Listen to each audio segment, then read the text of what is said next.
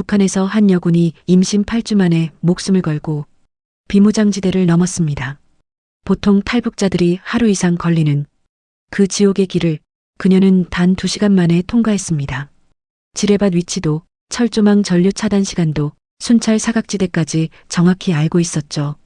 과연 임신한 여군은 어떻게 그 정보를 얻었을까요? 지금부터 그 이야기를 들려드리겠습니다.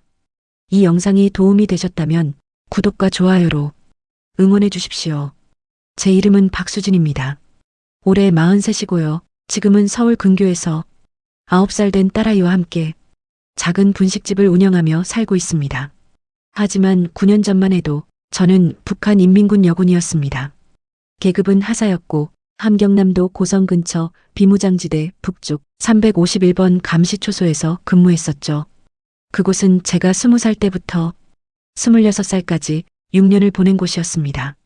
아침에 눈 뜨면 철조망이 보이고 밤에 잠들 때면 탐조등 소리가 귓가를 맴도는 곳. 그곳에서 저는 조국을 지키는 군인이라고 믿으며 살았어요. 2016년 초봄이었습니다.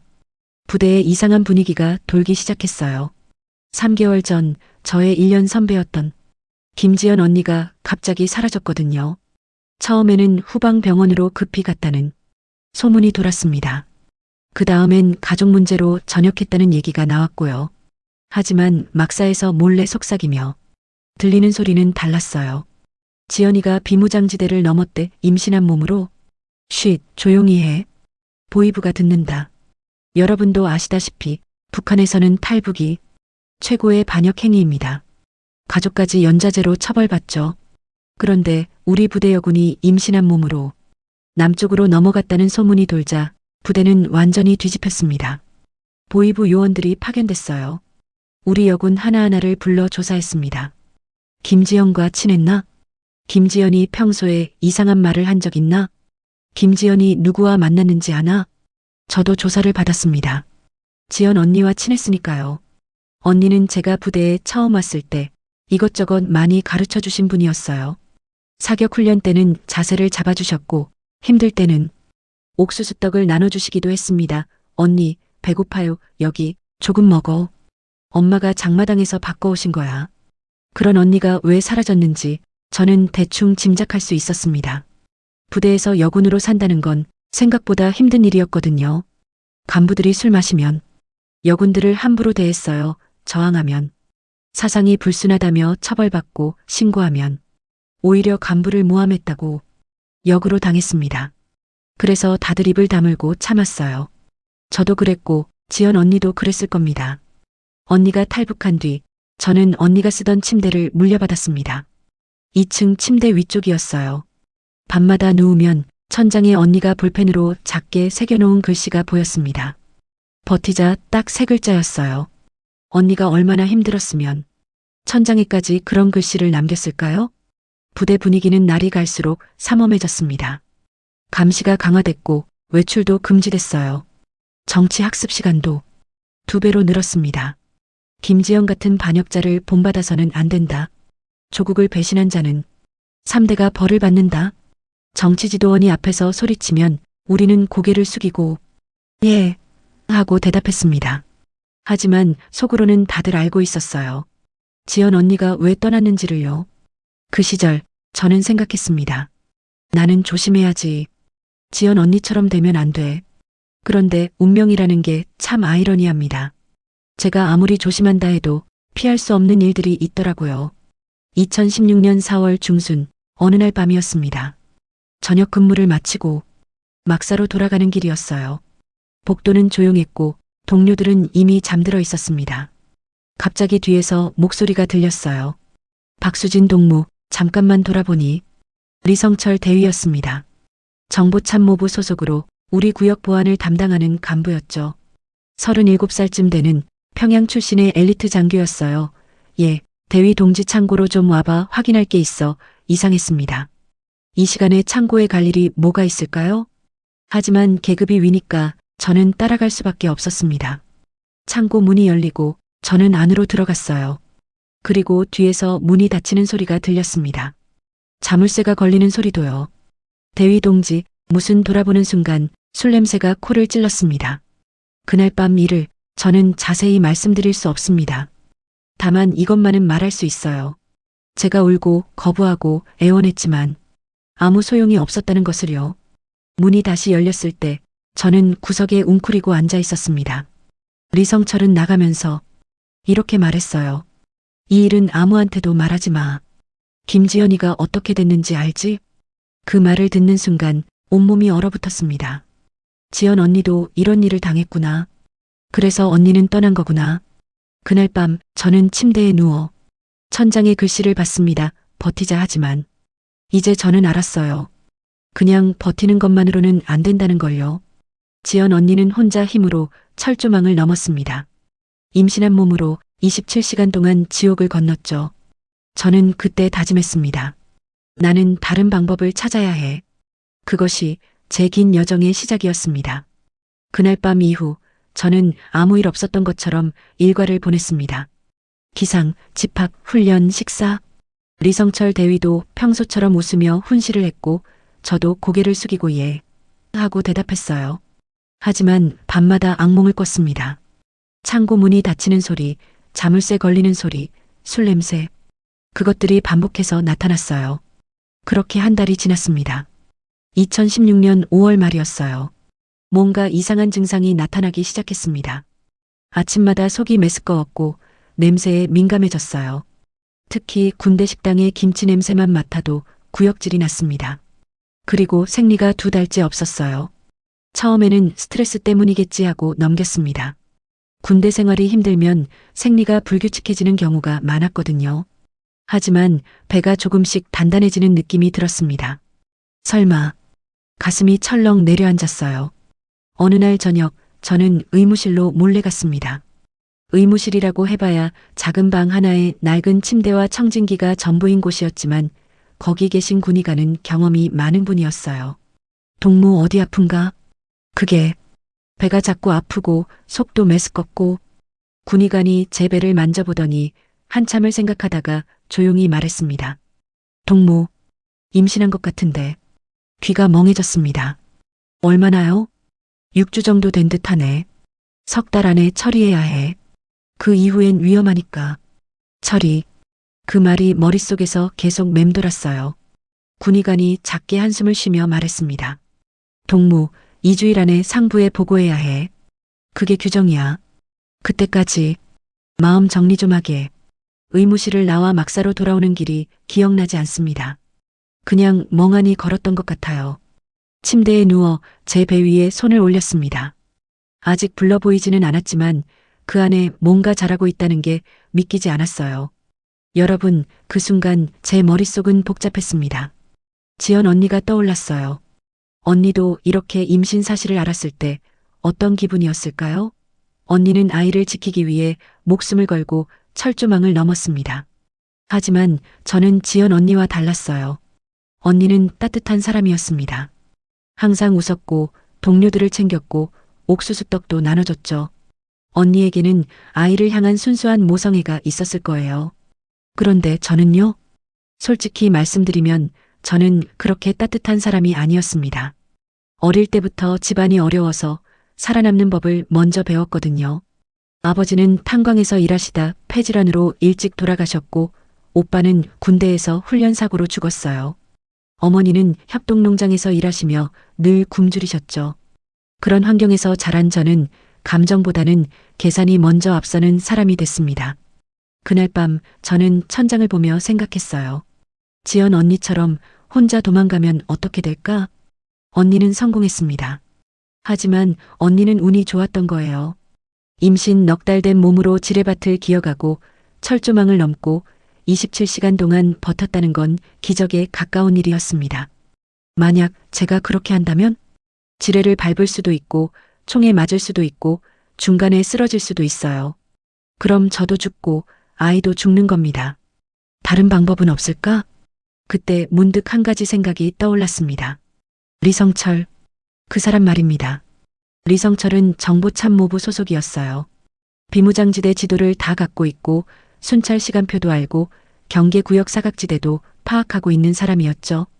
그리고 무엇보다 그 사람에게는 잃을 게 많았습니다. 평양 출신의 엘리트 장교, 아버지는 당 중앙위원회 간부, 소령 진급을 앞둔 상황. 결혼도 했고 아내는 외무성에서 일한다고 들었어요. 만약 제가 임신 사실을 보위부에 신고하면 어떻게 될까요? 정보참모부 대위 리성철이 여군을 강간해서 임신시켰습니다. 그 보고서가 중앙까지 올라가면 리성철의 인생은 끝입니다. 진급은 물론이고 군에서 쫓겨나고 아내와도 이혼당하고 평양 집안도 망신당하겠죠. 그 사람도 나만큼 두려워할 거야. 저는 침대에서 일어나 앉았습니다. 창밖을 내다봤어요. 어둠 속에서 철조망 너머로 남쪽 불빛이 희미하게 보였습니다. 그때 깨달았습니다. 지연 언니는 혼자 힘으로 저 철조망을 넘었습니다. 그건 용기였어요. 하지만 저는 다른 방법을 선택하기로 했습니다. 나의 적을 이용해서 저 철조망을 넘는 거예요. 그건 생존이었습니다. 여러분, 이게 옳은 선택이었을까요? 지금도 가끔 생각합니다. 제가 너무 냉정했던 건 아닐까? 너무 계산적이었던 건 아닐까? 하지만 그때 저는 26살이었고 뱃속에는 생명이 자라고 있었고 제게 남은 시간은 많지 않았어요. 군의관은 2주일 안에 상부 보고라고 했습니다. 그럼 저는 지연 언니처럼 처리 대상이 되는 거였어요. 아이와 함께 사라지는 겁니다. 교통사고나 훈련사고로 위장해서요. 그렇게 죽느니 차라리 살 방법을 찾는 게 낫지 않을까요? 다음 날 아침 저는 결심했습니다. 리성철을 만나기로요. 하지만 그냥 만나면 안 됩니다. 준비가 필요했어요. 사흘 동안 저는 리성철의 일과를 관찰했습니다. 언제 사무실에 있는지, 언제 혼자 있는지, 언제 술을 마시는지, 그리고 제 머릿속으로 시뮬레이션을 돌렸어요. 뭐라고 말할까? 어떻게 협박할까? 협박이라는 말은 너무 강하니까 제안이라고 해야 하나? 아니, 거래라고 해야겠다. 그렇게 사흘이 지났습니다. 2016년 6월 2일이었어요. 저녁 근무가 끝나고 저는 리성철의 사무실로 향했습니다. 복도는 조용했고 심장은 미친 듯이 뛰었어요. 문을 두드렸습니다. 들어와. 문을 열고 들어갔을 때 리성철은 서류를 보고 있었어요. 저를 보더니 처음에 깜짝 놀라더니 곧 다시 눈살을 찌푸렸습니다. 무슨 일이야? 대위 동지, 할 말이 있습니다. 뭔데? 저는 문을 닫고 자물쇠를 걸었습니다. 그리고 그의 눈을 똑바로 쳐다보며 말했어요. 제가 임신했습니다. 대위 동지 아이를요. 그의 얼굴이 창백해졌습니다. 바로 그 순간부터 제 인생을 바꿀 거래가 시작됐습니다. 제가 임신했습니다. 대위 동지 아이를요. 그 말을 듣는 순간 리성철의 얼굴이 하얗게 변했습니다. 뭐라고? 6주 됐습니다. 의무실에서 확인했어요. 그는 자리에서 벌떡 일어났습니다. 내가 지금 무슨 말을 하는 거야? 협박하는 거야? 아니요. 저는 차분하게 말했어요. 제안하는 겁니다. 제안? 대위 동지도 저도 우리 둘 다 이 상황을 정리해야 하잖아요. 리성철은 책상에 주먹을 탁 내리쳤습니다. 내가 감히, 내가 누군 줄 알아? 압니다. 평양 출신 당 간부 집안 소령 진급 앞두신 분이시죠. 그걸 알면서, 그래서 하는 말입니다. 저는 한 걸음 앞으로 다가가며 말했어요. 대위 동지, 제가 이 사실을 보위부에 신고하면 어떻게 될까요? 정보참모부 대위가 여군을 강간해서 임신시켰다는 보고서가 중앙까지 올라가면요. 그의 눈빛이 흔들렸습니다. 당 간부 아들이라는 배경도 소용없을 겁니다. 오히려 더 크게 문제되겠죠. 특권층 장교의 비리라고요. 진급은 물론이고 군에서 쫓겨나실 거예요. 아내분도 알게 되시겠죠. 너도 끝이야. 신고하는 순간 너도. 맞아요. 저도 끝입니다. 저는 그의 눈을 똑바로 쳐다봤습니다. 저는 어차피 죽을 목숨이에요. 지연 언니처럼 처리될 거니까요. 그래서 두려울 게 없어요. 하지만 대위 동지는 다르잖아요. 잃을 게 너무 많으시죠. 리성철은 의자에 털썩 주저앉았습니다. 두 손으로 얼굴을 감싸 쥐더니 한참을 그렇게 있었어요. 넌 대체 뭘 원하는 거야? 바로 그 질문을 기다렸습니다. 저를 남쪽으로 보내주세요. 남한으로요. 제가 안전하게 비무장지대를 넘을 수 있게 도와주세요. 리성철이 어이없다는 듯 웃었습니다. 너 미쳤어? 나더러 탈북을 도와달라고? 대위 동지는 정보참모부 소속 아닙니까? 비무장지대 지도 다 갖고 계시잖아요. 지뢰 위치, 철조망 구멍, 순찰 시간표, 감시 사각지대 다 아시잖아요. 그러니 제가 남쪽으로 갈 수 있게 도와주세요. 그날 순찰 일정만 비워주시면 됩니다. 저는 조용히 사라지고 대위 동지는 아무 일 없던 것처럼 승진하시면 돼요. 리성철은 고개를 저었습니다. 안 돼. 발각되면 나도 끝이야. 탈북 방조제로. 발각 안 되게 하면 되죠. 저는 침착하게 말을 이었어요. 대위 동지, 솔직히 말씀드릴게요. 저는 평소부터 남쪽으로 가고 싶었어요. 뭐? 부대에 가끔 USB가 돌잖아요. 남한 드라마, 남한 영화 담긴 거요. 저도 몇 번 봤어요. 몰래요. 북한에서는 남한 영상물을 보는 게 엄격히 금지돼 있습니다. 하지만 중국에서 넘어온 USB들이 몰래 돌았어요. 저도 호기심에 한두 번 본 적이 있었죠. 화면 속 남한은 우리가 배운 것과 너무 달랐습니다. 거기 사람들은 배고파 보이지 않았어요. 옷도 깨끗했고 집도 따뜻해 보였어요. 밤에도 불이 환했고 마트에는 물건이 가득했죠. 여러분도 아시다시피 북한에서는 남한을 미제의 식민지, 굶주림에 허덕이는 곳이라고 배웁니다. 하지만 우리 눈으로 직접 본 남한은 달랐어요. 귀순 방송도 계속 들었습니다. 남쪽에서 북쪽으로 확성기로 방송하는 거요. 밤에 바람이 불면 희미하게 들렸어요. 북한 동포 여러분, 남쪽은 자유롭고 풍요로운 곳입니다. 처음엔 거짓 선전이라고 생각했습니다. 하지만 USB 영상을 보고 나니 그게 거짓말이 아니라는 걸 알게 됐어요. 대위 동지, 저는 그냥 도망가는 게 아니에요. 더 나은 곳으로 가는 겁니다. 당신 아이가 배고프지 않고 자유롭게 살 수 있는 곳으로요. 리성철은 한참을 말이 없었습니다. 내가 남쪽 가면 나에 대해 다 말할 거 아니야? 안 합니다. 약속하죠. 어떻게 믿어? 대위 동지, 생각해 보세요. 제가 남쪽 가서 북한 장교가 도와줬다고 말하면 그 사람들이 믿을까요? 오히려 저를 의심하겠죠. 스파이라고요. 그 말에 리성철의 표정이 조금 풀렸습니다. 그리고 무엇보다 제가 말을 이었어요. 저는 남쪽에서 새로 시작하고 싶어요. 북한 일은 다 잊고 싶고요. 대위 동지도 이 일도 다 잊고 싶습니다. 그러니까 제발 도와주세요. 리성철은 책상 위에 놓인 담배를 꺼내 물었습니다. 성냥을 켜서 불을 붙이고 한참 동안 연기를 내뿜었어요. 사흘만 시간을 줘. 예. 사흘 안에 결정하마. 지금은 가봐. 저는 고개를 숙였습니다. 감사합니다. 대위 동지. 사무실을 나올 때 다리가 후들거렸어요. 복도를 걸어 막사로 돌아오는 동안 심장이 미친 듯이 뛰었습니다. 성공할까? 아니면 내일 아침에 보이부가 날 끌고 갈까? 하지만 선택의 여지가 없었어요. 이미 카드를 다 꺼내놓았으니까요. 침대에 누워 천장을 봤습니다. 지연 언니가 남긴 글씨가 보였어요. 버티자. 언니, 저는 버티는 게 아니라 떠날 겁니다. 언니처럼 혼자가 아니라 적을 이용해서요. 마음속으로 속삭였습니다. 사흘이 지났습니다. 6월 5일 저녁 리성철이 저를 불렀어요. 박수진 동무 사무실로 와봐. 긴장하며 사무실 문을 열었습니다. 리성철은 책상 위에 접힌 종이 한 장을 내밀었어요. 펼쳐봐. 펼쳐보니 비무장지대 상세 지도였습니다. 지뢰 위치, 철조망 구멍, 감시 사각지대가 연필로 표시돼 있었어요. 6월 8일 새벽 2시, 다구역 12번 통로로 가. 그날 순찰은 내가 직접 편성한다. 철조망 전류는 2시 5분에 차단돼.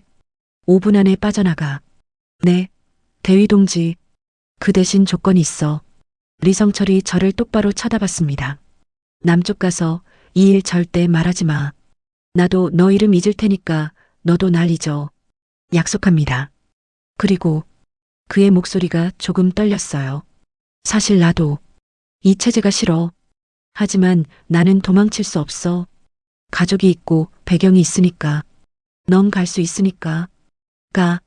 그 순간 저는 깨달았습니다. 이 사람도 피해자구나.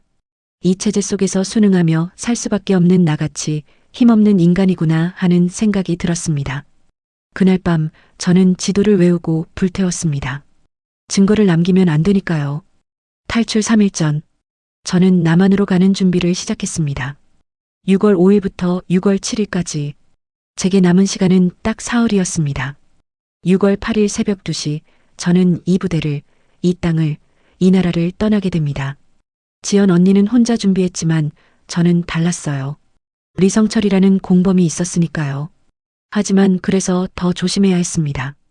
들키는 순간 우리 둘 다 끝이니까요. 첫째 날 6월 5일 저는 평소처럼 일과를 보냈습니다. 기상, 집합, 훈련. 아무도 제가 사흘 후 떠날 거라고 생각하지 못했어요. 점심시간에 리성철과 마주쳤습니다. 그는 저를 보고도 아무 표정 없이 지나갔어요. 연기였죠. 우리 둘 다 완벽한 연기를 해야 했습니다. 저녁에 저는 제 사물함을 정리했습니다. 가져갈 수 있는 건 많지 않았어요. 군복 안쪽 주머니에 넣을 수 있는 것만요. 작은 물병 하나, 마른 옥수수떡 3개, 의무실에서 몰래 가져온 비상약품, 손전등 하나, 그리고 가족사진. 사진 속에는 어렸을 때의 저와 부모님, 오빠가 있었어요. 다들 웃고 있었습니다. 오래전 일이었죠. 아버지는 돌아가셨고, 오빠도 죽었고, 어머니는 협동농장에서 힘들게 사실 거예요. 제가 떠나면 어머니는 딸이 탈북했다는 소식을 듣게 되겠죠. 엄마, 미안해요. 사진을 가슴에 품으며 작게 속삭였습니다. 하지만 이렇게라도 살아야 손주를 살릴 수 있어요. 둘째 날 6월 6일 리성철이 복도에서 저를 스쳐 지나가며 작게 속삭였습니다. 내일 밤 11시 창고 뒤편 마지막 만남이었어요. 밤 11시 저는 조용히 막사를 빠져나와 창고 뒤편으로 갔습니다. 어둠 속에서 리성철이 기다리고 있었어요. 여기. 그가 작은 천 조각을 건넸습니다. 야광 물질이 묻어 있었어요. 이걸 군복 왼쪽 어깨에 붙여 야간 투시경으로 보면 빛나. 순찰하는 내가 확인할 수 있게. 감사합니다. 그리고 이것도 군용 장갑 한 켤레였습니다. 철조망 넘을 때 써. 손 다치면 안 되니까. 그는 잠시 망설이더니 주머니에서 초콜릿 한 개를 꺼냈어요. 중국산이었습니다. 길에서 먹어. 힘들 때. 대위 동지, 나도 아이 아버지야. 그의 목소리가 조금 떨렸습니다. 평양에 3살짜리 딸이 있어. 그래서 내 뱃속 아이 생각하면 마음이 복잡해. 그 순간 저는 이 사람을 다시 보게 됐어요. 가해자인 동시에 또 다른 피해자로서 이 체제 안에서 살아남기 위해 발버둥치는 한 사람의 연약한 인간. 대위 동지도 잘 지내세요. 딸과 함께요. 너도 살아서 아이 잘 낳아. 우리는 더 이상 말하지 않았습니다. 그냥 어둠 속에서 서로를 바라봤을 뿐이에요. 내일 새벽 2시 다구역 12번 통로. 잊지 마. 예. 그리고 남쪽 가서 행복해. 그 말을 끝으로 리성철은 어둠 속으로 사라졌습니다. 저도 조용히 막사로 돌아왔어요. 셋째 날 6월 7일. 제 인생의 마지막 북한 날이었습니다. 아침에 일어나서 평소처럼 세수하고 군복을 입고 집합에 나갔어요. 훈련도 받고 밥도 먹고 동료들과 이야기도 나눴습니다. 수진아, 내일 순찰 내 차례래. 한 동료가 말했어요. 응, 알았어. 거짓말이었습니다. 내일 저는 여기 없을 테니까요. 저녁을 먹을 때 옥수수밥과 김치를 보며 생각했어요. 이게 마지막이구나. 북한에서 먹는 마지막 밥. 맛이 이상했습니다.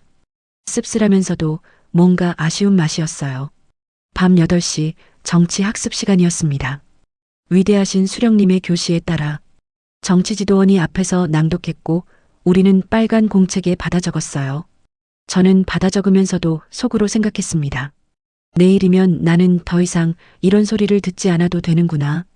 밤 10시 소등. 동료들이 하나둘씩 잠들기 시작했습니다. 저는 침대에 누워 천장을 봤어요. 지연 언니가 남긴 글씨가 보였습니다. 버티자. 언니, 저는 이제 버티지 않아도 돼요. 내일이면 자유로워질 거예요. 마음속으로 속삭였습니다. 시계를 봤어요. 밤 11시. 앞으로 3시간 후면 저는 출발합니다. 제 손은 자연스럽게 배 위로 갔습니다. 임신 8주. 아직 배가 나오진 않았지만 그 안에 생명이 있다는 걸 느낄 수 있었어요. 우리 가자. 더 나은 곳으로 작게 속삭였습니다. 내가 배고프지 않고 자유롭게 살 수 있는 곳으로 엄마가 꼭 데려다 줄게. 자정이 지났습니다. 6월 8일이 시작됐어요. 새벽 1시. 저는 조용히 침대에서 일어났습니다. 군복을 입고 리성철이 준 야광 표식을 왼쪽 어깨에 붙이고 장갑을 주머니에 넣었어요. 마지막으로 지연 언니가 남긴 글씨를 다시 한번 봤습니다. 버티자. 손가락으로 그 글씨를 쓰다듬었어요. 언니, 제가 언니 뒤를 따라갑니다. 다른 방법으로요. 그리고 천천히 복도로 나갔습니다. 복도는 조용했어요. 모두 잠들어 있었습니다. 발소리가 나지 않도록 조심조심 걸었어요. 계단을 내려가며 뒤를 돌아봤습니다. 6년을 보낸 막사, 동료들이 자고 있는 방, 제가 군인이었던 마지막 장소, 안녕. 작게 속삭였습니다. 밖으로 나왔을 때 차가운 밤바람이 얼굴을 스쳤어요. 하늘에는 별이 총총했고 달은 반쯤 차 있었습니다. 멀리 철조망 너머로 희미한 불빛이 보였어요. 남쪽, 제가 가야 할 곳, 제 아이가 태어날 곳, 시계를 봤습니다. 새벽 1시 40분, 20분 후면 저는 다구역 12번 통로에 도착해야 합니다. 저는 그 불빛을 향해 첫걸음을 내디뎠습니다. 지연 언니는 혼자 힘으로 27시간을 버텼습니다. 저는 리성철의 도움으로 2~3시간만 버티면 됩니다. 더 쉬워 보이는 길이지만 무게는 똑같이 무거웠습니다. 여러분, 탈북은 용기만으로 되는 게 아닙니다. 때로는 냉정한 계산과 전략도 필요해요. 때로는 적과의 거래도 필요합니다. 그게 제가 배운 생존의 법칙이었습니다. 그리고 지금 그 법칙을 실행할 시간이었습니다. 새벽 1시 50분. 저는 다구역 12번 통로 입구에 도착했습니다. 여기서부터가 시작이었어요. 지뢰밭, 철조망, 감시초소. 지연 언니가 27시간 동안 목숨 걸고 넘었던 그 지옥 말입니다. 하지만 저는 달랐어요. 리성철이 그려준 지도가 머릿속에 있었으니까요. 바위 2개 사이로 들어가. 거기서 북동쪽으로 30걸음. 그 다음 왼쪽으로 꺾어 지도대로 움직이기 시작했습니다. 지뢰밭이었어요. 낮에 보면 그냥 평범한 땅처럼 보이지만 밤에는 더 무서웠습니다. 한 발 잘못 디디면 폭발. 저도 아이도 흔적 없이 사라지는 거죠. 하지만 저는 정확한 안전 통로를 알고 있었어요. 무릎을 꿇고 몸을 낮추고 리성철이 표시해준 바위 사이로 들어갔습니다. 임신 8주라 배는 아직 나오지 않았지만 그래도 조심스러웠어요. 1걸음, 2걸음. 지연 언니는 이 구간을 넘는데 오랜 시간이 걸렸을 겁니다. 손으로 땅을 더듬으며 지뢰가 있는지 확인하면서요. 저는 20분 만에 통과했습니다. 안전한 길을 알고 왔지만 그래도 무서웠어요. 만약 지도가 틀렸다면? 만약 리성철이 거짓말을 했다면? 아니야. 그 사람도 위험을 무릅쓴 거야. 나를 살리기 위해서가 아니라 자기를 지키기 위해서. 배를 감싸며 앞으로 나아갔습니다. 지뢰밭을 빠져나왔을 때 시계는 새벽 2시 10분을 가리키고 있었어요. 이제 철조망이었습니다. 멀리서 탐조등 불빛이 보였어요. 좌우로 천천히 움직이며 어둠을 갈라내고 있었습니다. 2시 5분에 전류 차단. 5분간 리성철의 말이 떠올랐어요. 바위 뒤에 숨어서 기다렸습니다. 심장이 쿵쿵 뛰었어요. 손은 차갑게 식었고 입술은 바짝 말랐습니다. 2시 5분. 멀리서 발소리가 들렸습니다.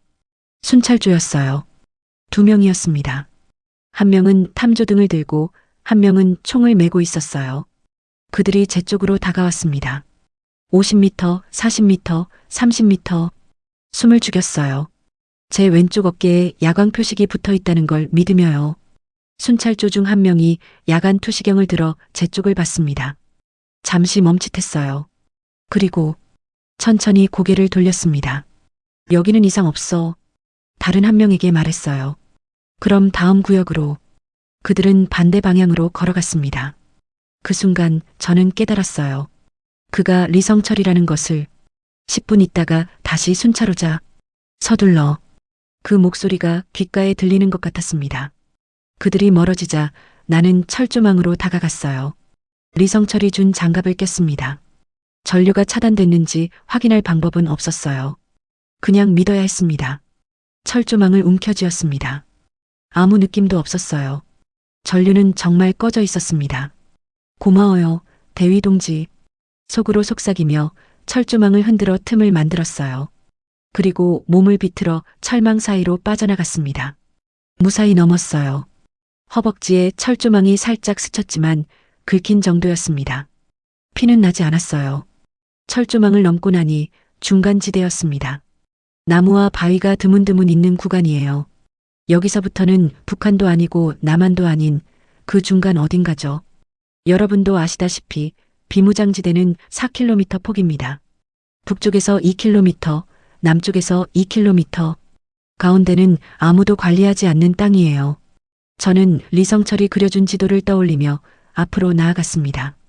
큰 소나무 지나서 바위 셋 있는 곳까지, 거기서 남쪽으로 직진, 달빛 아래 서 있는 소나무가 보였어요. 크고 외로운 나무였습니다.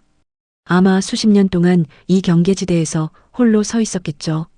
그 나무를 지나갈 때 문득 눈물이 났습니다. 왜였을까요? 아마도 이제 정말로 돌아갈 수 없다는 걸 깨달아서였을 거예요. 이 나무를 지나면 저는 더 이상 북한 사람이 아닙니다. 고향도 부모님도 동료들도 모두 뒤에 두고 가는 거예요. 엄마, 미안해요. 작게 속삭였습니다. 하지만 멈출 수는 없었어요. 뱃속에는 아이가 있었고 남쪽에는 새로운 삶이 기다리고 있었으니까요.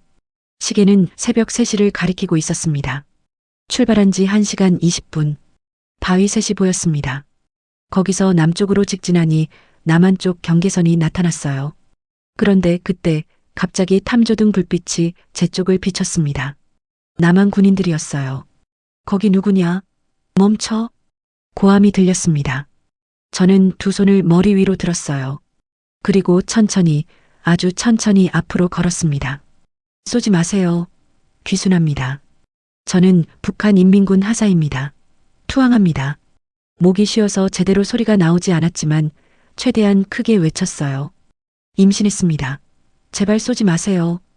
탐조등이 제 얼굴을 비췄습니다. 눈이 부셨어요. 여러 명의 발소리가 제 쪽으로 다가왔습니다. 총구가 저를 향하고 있었지만 발사되지는 않았어요. 한 군인이 조심스럽게 다가왔습니다. 손 내려. 천천히. 저는 손을 천천히 내렸어요. 그 군인이 제 몸을 수색했습니다. 무기는 없었어요. 물병, 옥수수떡, 손전등, 그리고 가족사진뿐이었죠. 여군 맞습니다. 무기 없습니다. 다른 군인에게 보고했어요. 의무병. 누군가 소리쳤습니다. 의무병이 달려왔어요. 제 맥을 짚고 눈을 확인하고 몸 상태를 살폈습니다. 탈수 증상 있습니다. 그런데 의무병이 제 배를 보더니 조심스럽게 물었어요. 혹시 임신하셨어요? 예. 8주 됐어요. 주변이 술렁거렸습니다. 임신한 몸으로 비무장지대를 넘어왔다고? 그것도 혼자서? 한 군인이 물었습니다. 혼자 오셨어요? 저는 잠시 망설였어요. 혼자가 아니었습니다. 북한 장교가 도와줬어요. 그렇게 말하고 싶었지만 입 밖으로 내지 않았습니다. 리성철과의 약속이었으니까요. 예. 혼자 왔습니다. 거짓말이었지만 동시에 진실이기도 했어요. 결국 이 길을 선택한 건 저였고 이 길을 걸은 것도 저였으니까요. 대단하네요. 정말. 한 군인이 감탄하듯 말했어요. 그때 시계를 봤습니다. 새벽 3시 40분. 출발한 지 정확히 2시간. 지연 언니는 27시간 걸린 길을 저는 2시간 만에 왔습니다. 하지만 무게는 똑같았어요. 아니, 어쩌면 더 무거웠을지도 몰라요. 저는 적과 거래했고 거짓말을 했고 누군가를 공범으로 만들었으니까요. 한 군인이 제 어깨에 담요를 덮어줬습니다. 이제 안전합니다. 남한에 오신 걸 환영합니다. 그 말을 듣는 순간 무릎에 힘이 풀렸어요. 주저앉으며 배를 두 손으로 감싸 안았습니다. 우리 살았어. 우리 함께 살아남았어. 눈물이 흘러내렸습니다. 2시간. 하지만 그 2시간은 제 인생 전체를 바꾼 시간이었습니다. 남한 땅에 발을 디딘 지 30분 후 저는 군용 차량에 실려 포천 군병원으로 향했습니다. 차 안에서 담요를 뒤집어 쓴 채 창밖을 내다봤어요. 아직 동이 트기 전이었지만 멀리 불빛이 보였습니다. 가로등이었어요. 북한에서는 밤이면 온 동네가 칠흑 같은 어둠에 잠겼는데 여기는 새벽인데도 환했어요. 처음 보는 풍경이었습니다. 병원에 도착했을 때 의사 선생님과 간호사들이 기다리고 계셨어요. 임신부 맞나요? 예, 8주 됐습니다. 초음파 한번 봅시다.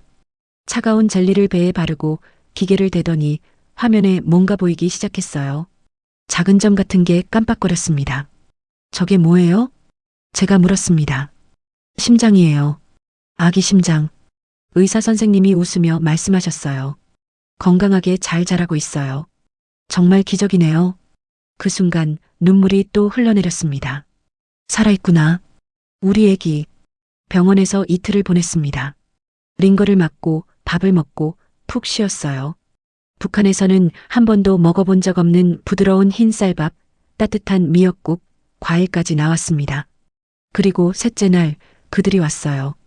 국정원 조사관들이었습니다. 박수진 씨, 몇 가지 여쭤볼 게 있습니다. 회색 정장을 입은 두 남자였어요. 한 명은 나이가 지긋하고 한 명은 젊었습니다. 편하게 대답하시면 됩니다. 적응 도우려는 거니까요. 하지만 저는 알고 있었어요. 이게 단순한 면담이 아니라는 걸요. 어떤 부대에 소속되셨나요? 함경남도 고성 근처 351번 감시초소였습니다. 계급은 하사였습니다. 탈북 동기는 무엇입니까? 저는 잠시 망설였어요. 임신했습니다. 그대로 있으면 처리될 거라고 들었어요. 임신 경위는 목이 메었습니다. 상관에게 당했습니다. 조사관들이 고개를 끄덕였어요. 놀라지 않았습니다. 아마 이런 사연을 많이 들었겠죠. 비무장지대를 어떻게 넘었나요? 바로 그 질문이었습니다. 저는 심호흡을 했어요. 혼자 넘었습니다. 혼자서요? 임신 8주 된 몸으로 지뢰밭과 철조망을 2시간 만에요? 나이든 조사관이 눈을 가늘게 뜨고 저를 쳐다봤습니다. 보통은 훨씬 오래 걸립니다. 며칠씩 걸리기도 하고요. 그런데 박수진 씨는 정확히 2시간 만에 넘으셨어요. 어떻게 가능했죠? 제 손에 땀이 맺혔습니다. 진실을 말할까? 순간 리성철의 얼굴이 떠올랐어요. 창고 뒤편에서 초콜릿을 건네던 그의 손, 나도 아이 아버지야라던 떨리는 목소리, 그리고 우리의 약속. 남쪽 가서 이 일 절대 말하지 마. 저는 그 부대에서 3년 넘게 근무했습니다. 지뢰 위치, 철조망 구조, 순찰 시간표를 다 외우고 있었어요. 거짓말은 아니었습니다. 제가 정말로 그 정보를 알고 있었으니까요. 다만 누가 그 정보를 정리해줬는지는 말하지 않았을 뿐이었죠. 운도 좋았어요. 그날 순찰이 늦게 돌았고 탐조등도 고장 난 것 같았어요. 조사관이 메모를 했습니다. 정말 혼자였나요? 누구의 도움도 받지 않았고요? 예. 제 목소리는 단호했습니다. 혼자였습니다. 여러분, 그 순간 제 마음은 복잡했습니다. 진실을 말하면 어떻게 될까요? 북한 정보참모부 대위가 저를 도와줬어요. 지도도 그려주고 순찰도 비워주고 철조망 전류도 차단해줬어요. 그렇게 말하면 남한 정보기관은 환호할 겁니다. 북한 장교가 탈북을 도왔다는 건 엄청난 정보니까요. 언론에도 나가고 큰 뉴스가 되겠죠. 그런데 그러면 리성철은요? 북한 보위부가 가만히 있을까요? 당장 조사 들어가고 의심받고 끌려가겠죠. 평양에 있는 그의 3살짜리 딸도 아내도 다 위험해집니다. 저는 입을 다물었습니다. 리성철은 제게 가해자였어요. 그 사람 때문에 저는 이렇게 됐죠. 하지만 동시에 그 사람은 저를 살렸습니다. 그의 도움 없이 저는 여기 올 수 없었어요. 가해자이자 생명의 은인, 미워해야 할 사람이자 고마워해야 할 사람. 그 모순을 어떻게 설명할 수 있을까요? 박수진 씨? 조사관이 불렀습니다. 아, 예. 혹시 북한에서 접촉한 사람이 있나요? 중국 브로커나 내부 협조자 같은? 없습니다. 정말로요? 예. 정말로 혼자 결정하고 혼자 넘어왔습니다. 조사관이 한참을 저를 쳐다보다가 고개를 끄덕였어요. 알겠습니다. 수고하셨어요. 그들이 나간 후 저는 창밖을 내다봤습니다. 이게 맞는 걸까? 스스로에게 물었어요. 리성철을 지켜주는 게 맞는 걸까? 그 사람은 나를 임신시킨 가해자인데. 하지만 동시에 이런 생각도 들었습니다. 우리는 서로를 이용했지만 결국 서로를 살렸다. 그게 전부야. 병원에서 한 달을 더 보냈습니다. 그러는 동안 국정원 조사는 계속됐어요. 비무장지대 구조, 부대 배치, 군사시설. 제가 아는 모든 걸 말해줬습니다. 하지만 리성철에 대해서만큼은 끝까지 침묵했어요. 어느 날 간호사가 신문을 갖다 줬습니다. 언니, 기사 났어요. 신문 작은 면에 제 이야기가 실려 있었어요. 북한 여군, 임신한 몸으로 비무장지대 단독 탈북 성공. 단독이라는 단어가 눈에 들어왔습니다. 미안해요, 대위 동지. 제가 거짓말쟁이가 됐네요. 하지만 동시에 안도했습니다. 이제 리성철은 안전할 거예요. 그의 딸도 가족도요. 2달 후 저는 하나원으로 옮겨졌습니다. 탈북자들이 남한 사회에 적응하도록 돕는 교육기관이었어요. 거기서 3달 동안 지냈습니다. 한국말 배우고 돈 쓰는 법 배우고 은행 이용하는 법 배우고 그 과정에서 다른 탈북자들을 만났어요. 어느 날 한 여성분이 다가왔습니다. 혹시 351번 초소에서 오셨어요? 돌아보니 익숙한 얼굴이었어요. 언니, 제 심장이 멈추는 것 같았습니다. 지연 언니, 김지연이었습니다. 제 1년 선배, 저보다 먼저 이 길을 걸었던 그 사람. 우리는 그 자리에서 서로를 껴안고 한참을 울었습니다. 수진아, 내가 살아있었구나. 언니도요. 그날부터 우리는 서로의 이야기를 나눴습니다. 언니는 임신 넉 달 된 몸으로 27시간 동안 지옥을 기어갔고 저는 8주 된 몸으로 2시간 만에 넘어왔다고요. 수진아, 넌 어떻게 그렇게 빨리 왔어? 지연 언니가 물었습니다. 저는 잠시 망설이다가 조용히 말했어요. 언니가 길을 열어줘서요. 언니 덕분에 저는 다른 방법을 찾을 수 있었어요. 완전한 진실은 아니었지만 거짓말도 아니었어요. 언니는 고개를 끄덕이며 웃었습니다. 그래. 중요한 건 우리 둘 다 살았다는 거야. 우리 애기들도. 그 말에 저도 웃었습니다. 맞아요, 언니. 그게 전부예요. 그날 밤 저는 배를 쓰다듬으며 속삭였습니다. 미안해, 엄마가 거짓말을 많이 했어. 하지만 그 거짓말 덕분에 우리가 여기 있는 거야. 침묵은 때로 거짓말보다 무겁습니다. 하지만 그 무게를 저는 기꺼이 짊어지기로 했어요. 하나원을 나온 건 2016년 9월이었습니다. 그때 저는 임신 5개월이었어요. 배가 제법 불러 있었고 아이는 활발하게 움직였습니다. 지연 언니는 벌써 서울에 정착한 상태고 3살짜리 할린이와 살고 있었죠. 수진아, 우리 같이 살까? 언니가 제안했습니다. 정부에서 지원해주는 집이 있는데 나와 같은 동네로 신청해. 정말요? 우리 같은 처지끼리 서로 도와야지. 그렇게 저와 지연 언니는 서울 근교 같은 아파트 단지에 집을 얻었어요. 언니는 3층, 저는 5층이었습니다. 작은 원룸이었지만 화장실이 안에 있고 보일러가 있고 수돗물이 나왔어요. 북한에서는 상상도 못했던 일이었습니다. 첫날 밤 저는 방 안을 천천히 둘러봤어요. 창문 너머로 불빛이 가득했습니다. 밤인데도 환했어요.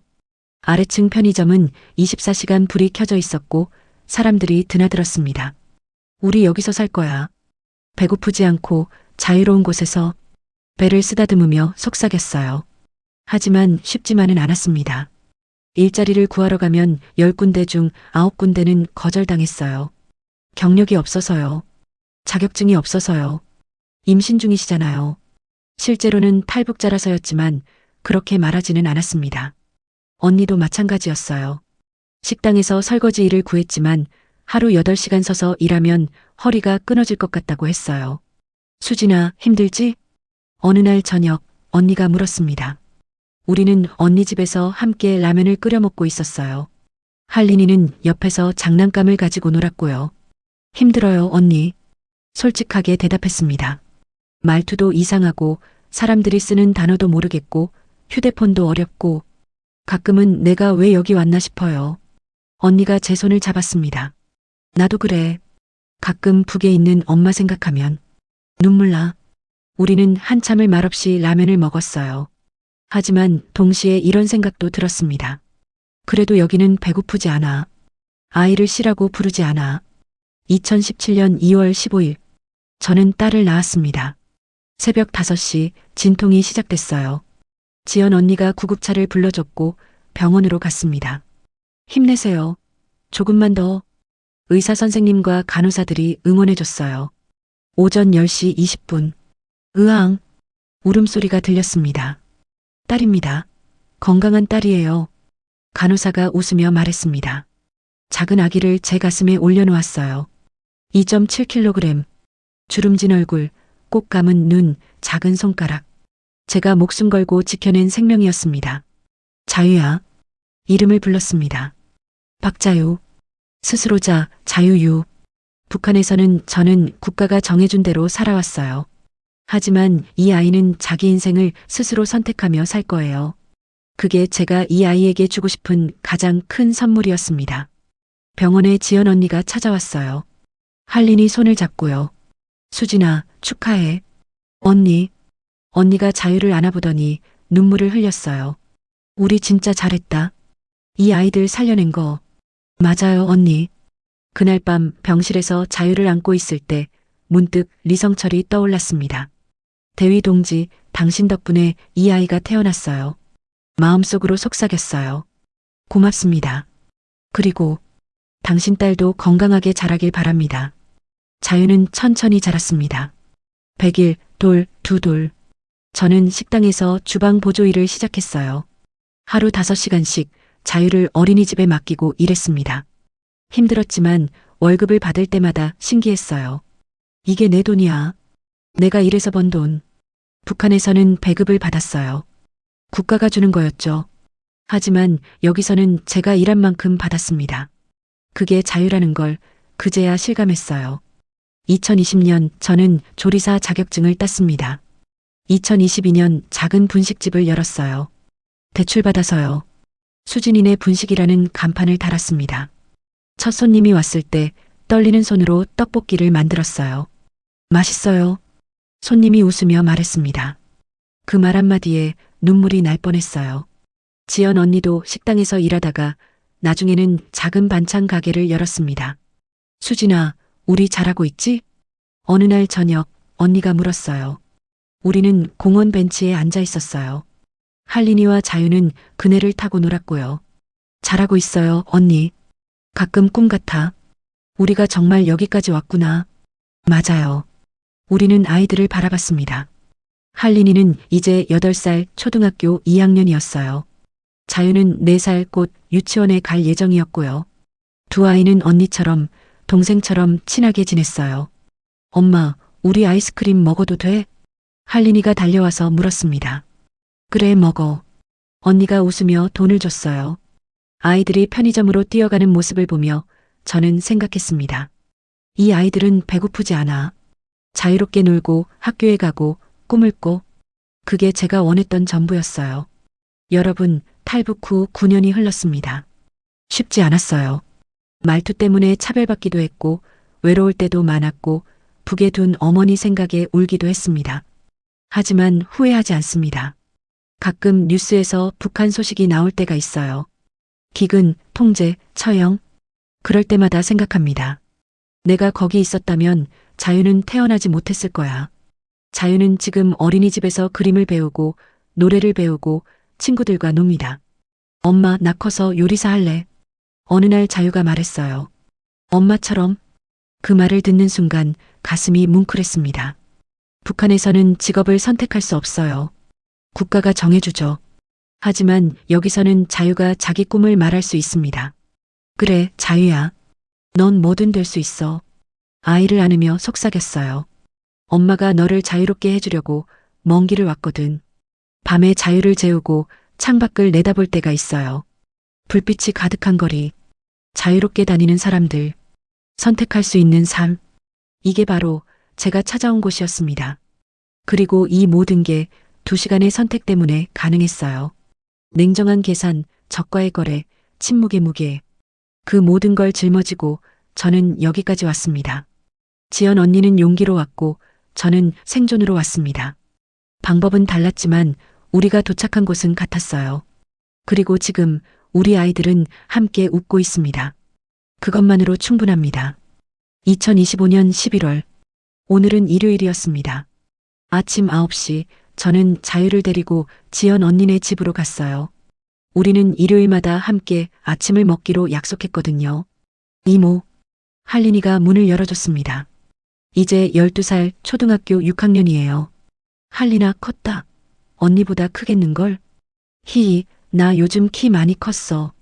할린이가 자랑스럽게 말했어요. 거실에는 지연 언니가 김치찌개를 끓이고 있었습니다. 수진아 왔어? 앉아. 언니, 내가 밥 차리게. 우리는 함께 밥상을 차렸어요. 김치찌개, 계란말이, 김 깍두기. 소박하지만 따뜻한 식탁이었습니다. 4명이 둘러앉아 밥을 먹었어요. 할린아, 중학교 어디 갈 거야? 제가 물었습니다. 근처 중학교요. 집에서 가까운데. 그래, 잘 생각했다. 자유가 할린이를 쳐다보며 말했어요. 언니, 나도 빨리 크고 싶어. 너도 곧 초등학생 되잖아. 내년에. 응, 나 학교 가면 친구 많이 사귈 거야. 아이들 웃음소리가 집안을 채웠습니다. 여러분, 이게 제가 꿈꿨던 풍경이었어요. 아이들이 배부르게 밥 먹고, 웃고, 미래를 이야기하는 것. 북한에서는 상상도 못했던 일상이었습니다. 밥을 먹고 나서 아이들은 방에서 놀았어요. 저와 지연 언니는 거실에서 차를 마셨습니다. 수진아, 언니가 조용히 말했어요. 우리 진짜 잘 견뎠다. 그러게요. 9년 전 생각나? 우리 둘이 남한에서 다시 만났을 때. 기억나요. 언니 보고 얼마나 놀랐는지 몰라요. 우리는 잠시 말없이 차를 마셨습니다. 언니가 다시 입을 열었어요. 수진아, 나는 지금도 가끔 꿈을 꿔. 무슨 꿈이요? 비무장지대를 기어가는 꿈. 지뢰밭에서 배를 감싸고 숨죽이는 꿈. 그때 느낌이 아직도 생생해. 저도요, 언니. 저도 솔직히 말했어요. 저도 가끔 그날 밤이 떠올라요. 철조망 앞에 섰을 때, 순찰조가 지나갈 때. 무섭지? 무서워요. 지금도. 언니가 제 손을 잡았습니다. 그래도 우리 잘했어. 우리 아이들 봐. 저렇게 웃잖아. 맞아요. 우리는 방 쪽을 바라봤어요. 할린이와 자유가 킥킥거리며 놀고 있었습니다. 수진아, 너는 후회 안 해? 언니가 물었습니다. 뭐요? 북에 두고 온 사람들. 엄마, 아빠. 저는 잠시 생각했어요. 후회는 안 해요. 그냥 그리워요. 어머니 보고 싶고 고향 산천도 그립고 하지만 다시 돌아가고 싶진 않아요. 나도 그래. 언니가 창밖을 내다봤습니다. 가끔 생각해. 우리 엄마는 지금 뭐하고 계실까? 내가 탈북했다는 소식 들으셨을까? 연자제로 고생하시진 않으셨을까? 언니. 하지만 동시에 이것도 알아. 내가 거기 있었으면 할린이는 지금 저렇게 웃지 못했을 거라는 거. 언니의 눈가가 촉촉해졌어요. 그러니까 이게 맞는 거야. 우리 선택이 맞았어. 저도 눈물이 날 것 같았지만 꾹 참았습니다. 언니, 통일되면 좋겠어요. 그러게. 우리 세대에 볼 수 있을까? 모르겠어요. 하지만 언젠가는 되겠죠. 그때 가서 어머니 산소 찾아뵙고 싶어요. 나도. 우리는 한참을 말없이 차를 마셨습니다. 그러다 언니가 갑자기 물었어요. 수진아, 나는 늘 궁금했어. 너 정말 혼자 넘어온 거 맞아?